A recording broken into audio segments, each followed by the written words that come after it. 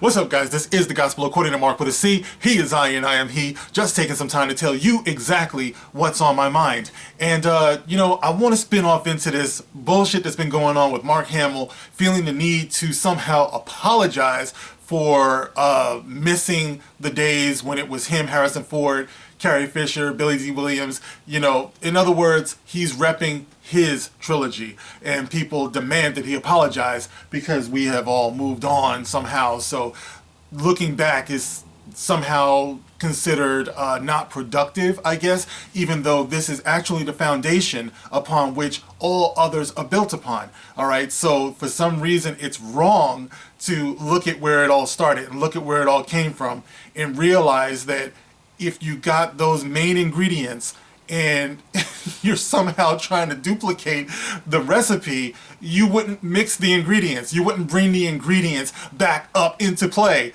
and put them together again. Somehow that's wrong. It means that you just don't love the new ingredients when we're trying to recreate the formula. Even Kathleen Kennedy, even Ryan Johnson, even J.J. Abrams, some of you take offense to that, but fuck it, Jar Jar Abrams, even they said, well, we need some time to figure out what is Star Wars, what makes it, what has made it endure all this time, and then you took those original ingredients and you had them right here. You had a dash of Hamill with a little pinch of Fisher with, a little sprinkle of Ford, and you didn't mix them together, and you're wondering why the original recipe is just not hitting the way it was. You know what I'm saying? Go figure, but far be it from Mark Hamill.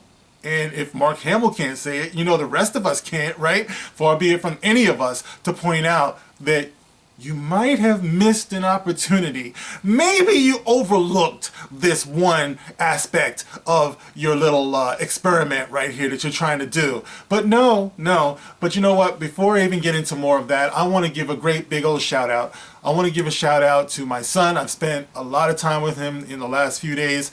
We hit the road together. We went to go check out the New York Auto Show. We just had a ball.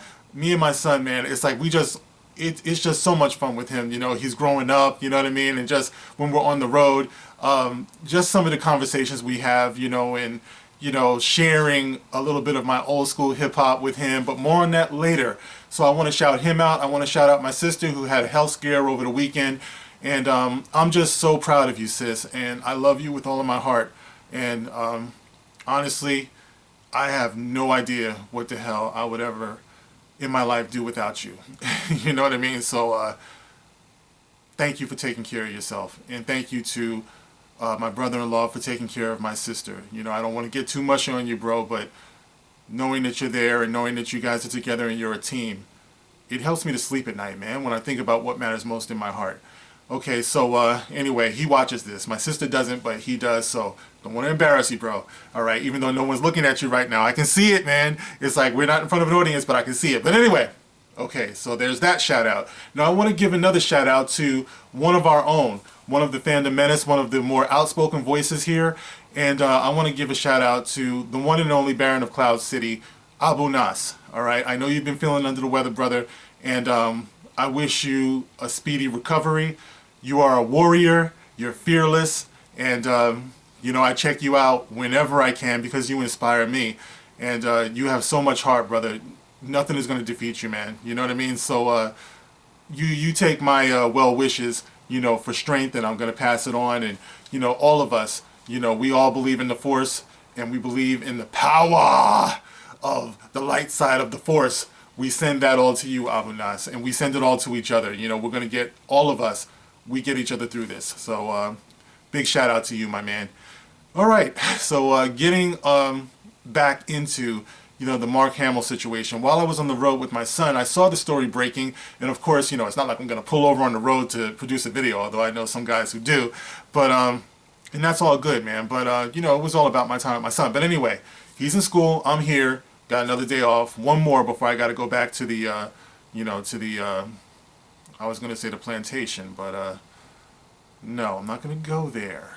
So anyway, yeah. So anyway, I saw the story, and guys, I think it's most unfortunate that you can have a veteran, You know, you can have a classic cast member like Mark Hamill, who's represented the fandom, who's been nothing but love and positivity for Star Wars, to make a statement, you know, that it was a missed opportunity for them not to get the original cast back together, especially when you had access to all of them. All of them were signed on. What else is it if it's not a missed opportunity? This does not reflect ill on the new so-called sequel trilogy. What reflects ill on the sequel trilogy is that it makes no fucking sense, and that it has horrible writing, and that the people who are in charge don't respect the source material. There's nothing more wrong with the sequel trilogy than that. All right, so Mark Hamill telling the truth, that's not really, you know, that's not going to make or break anything. You know, it's like you have Pablo Hidalgo, you have the other one, Chuck Wendig, you know, you have all of these fuckboys coming out here and they want to condemn this man. Like, who the hell are you to even address Mark Hamill and what he thinks about Star Wars? Like, seriously, sit the fuck down. It's like this man would know better than you ever would know if you were to live, die, and come back as the all-seeing eye. It's like he knows this stuff because he represents it. He is it. There's nobody who's more identifiable with Star Wars than Mark Hamill. Of course, you can say, you know, the other, you know, characters. You can say George Lucas, of course. But they're all right there, man. It's like they all created history together. So if this man says you missed an opportunity, then you damn well fucking missed an opportunity. But see, when have you listened to Mark Hamill throughout this whole thing in the first place? All you guys do is shut him down, which is the reason why your ass is in the position that you're in now. God forbid that you actually listen to the man and learn from what he's saying. Consider him some type of guru. Consider him a superior creative consultant, because he's got that direct connection with the fandom and our sensibilities and how we feel. But no, just scold this man and say, oh, you don't know, you know, the shitstorm you're going to kick up by expressing your opinion that maybe they missed an opportunity by getting the original cast back together. No. You know, like I said before, the problem that is plaguing the sequel trilogy is just that it has bad writing, there's no passion, there's no soul, and that's it, man. It's like if you gave us those things, you could watch things turn around overnight. You know, but no, it's like you guys want to be disrespectful, you know, you want to be spiteful, and you just don't want to give the fandom what they want no matter what. And that is the problem. And let me ask you something else. Mark Hamill, it's like all these people who are criticizing him for saying this, that you missed an opportunity. All those people who are criticizing him, where were you all this time when he was making all those political tweets? Because a lot of you guys know Mark Hamill is not shy about talking about his political feelings. You know, he's anti-Trump, you know, he's a liberal, you know, he's this and that. Now, you don't think that some of the fans of Star Wars are conservative? You know, you don't think that when he's making those types of statements, he might be creating a shitstorm? You know, but no one has any problem with that. Nobody on who would criticize him now, I'm talking about the Chuck Wendigs, I'm talking about the Pablo Hidalgo, nobody said shit when he was doing his political tweets, or when he does his political tweets. But when he dares to talk about the creative process of the new so-called sequel trilogy, now all of a sudden they shut the fuck up, don't say anything. You know what I mean? It's like this is what you call hypocrisy, because you're condemning him for saying something that possibly might affect your bottom line, or might affect, you know, your how you're held in creative regard and things like that. But you don't care when he could be saying something that is politically divisive. You know, and for that matter, all of the people who are on the other side of the political spectrum, do you see them rushing in to attack Mark Hamill because of his liberal views? All of the people that you say are alt-right, you know, man-baby fanboys and everything like that, when was the last time you saw them running to condemn Mark Hamill because he might be critical of Donald Trump? Like, how often does that happen? You know what I mean? So it's like, if you're not saying anything about that, and you don't see proof that he has the ability to create some type of divide in the fandom by his political views, well then, why would you think that his creative views would do that? If you haven't noticed, most of the kick up over his tweet talking about missed opportunities first started with Pablo Hidalgo, Chuck Wendig, and bullshit artists like that. You know, and then, of course, the fandom came in to defend Mark Hamill's right to have his free speech, to have his freedom of expression. That happened after you guys took him to task. So the so-called shitstorm that he was supposed to kick up, it didn't even happen, and it never would have happened if you guys didn't open up your fucking mouths to say the things that you said, which are disrespectful, forcing the rest of us to come in and address your punk ass. It's just how it's always been. You know, since this whole thing has got started, it's always been about reacting. It's always been about us having to say, no, pump your fucking brakes. That's not how we're going to let it go down. And why wouldn't we? Because most of us have been on board, you know, as Star Wars fans for decades. You know, so we are going to respond to the bullshit when we hear it. Mark Hamill has the right to say what he feels. If Mark Hamill had come out and said, I think that the sequel trilogy is far superior, you know, to the OT, well, you would have had a lot of purist fans who would disagree with that. But I bet you Chuck Wendig, I bet you Pablo Hidalgo, I bet you Kathleen Kennedy, I bet you J.J. Abrams, I bet you Ryan Johnson, nobody would have a problem with that. But because you're trying to sell this now, you don't want him to have his say.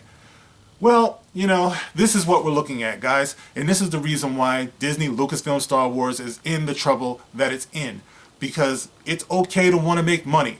It's okay to want your bullshit sequel trilogy to be a success.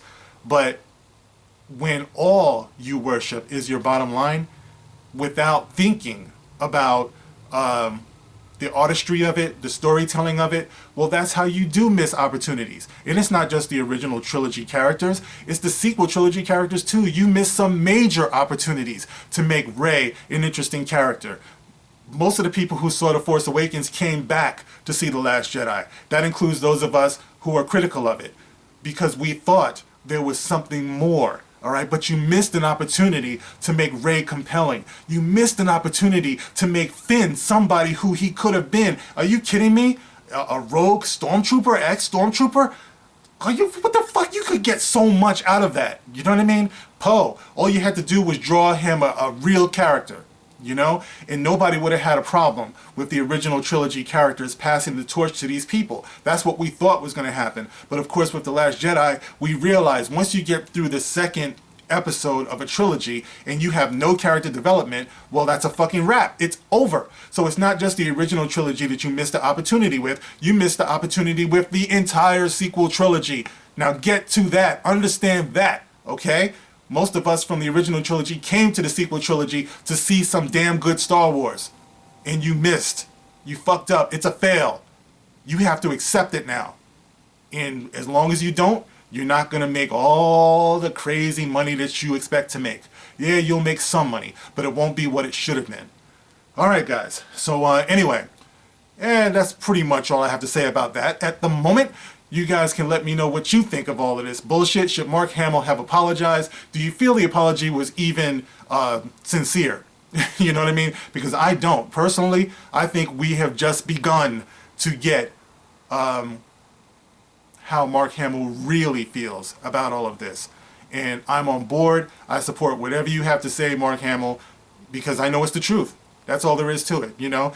And that's how you tell what the difference is. If Mark Hamill comes out and says, I just love the sequel trilogy, it's just wonderful, it's great. Well, you know it's bullshit because it's not the truth. It's just not, guys. It's just not. This new series is not going to endure the same way as the original trilogy. It's just not. Face it, okay? So, as long as Mark Hamill is being critical and he's saying what he has to say, I got a front row seat, man. And this cat is about to knock over my camera. I can't believe it. So anyway, guys, let me get going. You can like, you can share, you can subscribe, and of course, you can comment.